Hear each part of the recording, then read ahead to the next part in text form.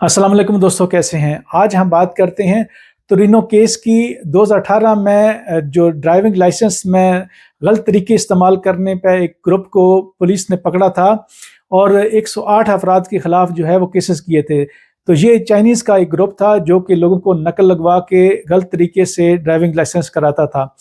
तो पुलिस ने 108 अफराद के खिलाफ केस किया और उसकी अब सज़ाएं शुरू हो गई हैं।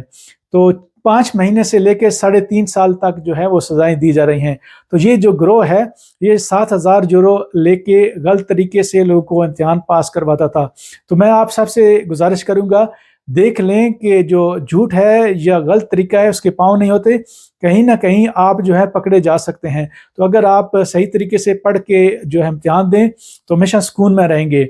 उसके बाद मसला ये भी होता है कि हो सकता है आपके खिलाफ क्रिमिनल केस जो है वो कर दिया जाए। उसके बाद फिर आपकी नेशनैलिटी में भी रुकावट आएगी। तो किसी किस्म का भी क्रिमिनल केस अगर आपके खिलाफ हो गया तो आपके को नेशनैलिटी जो है वो नहीं मिलेगी। तो बजाय इसके कि पैसे भी ज़ाया किए जाएं, सज़ा का भी खतरा हो और हमेशा जो चोरी है वो हमेशा परेशानी का बायस बनती है, हमेशा आपके सामने आपको कॉन्फिडेंस में नहीं रहता। तो मैं आप सब से यही कहूँगा कि कतन इस तरीके का इस्तेमाल मत कीजिए, पढ़ाई कीजिए, सही तरीके से लाइसेंस कीजिए, वरना फिर आपको लेने के देने पड़ सकते हैं। वीडियो देखने के लिए शुक्रिया।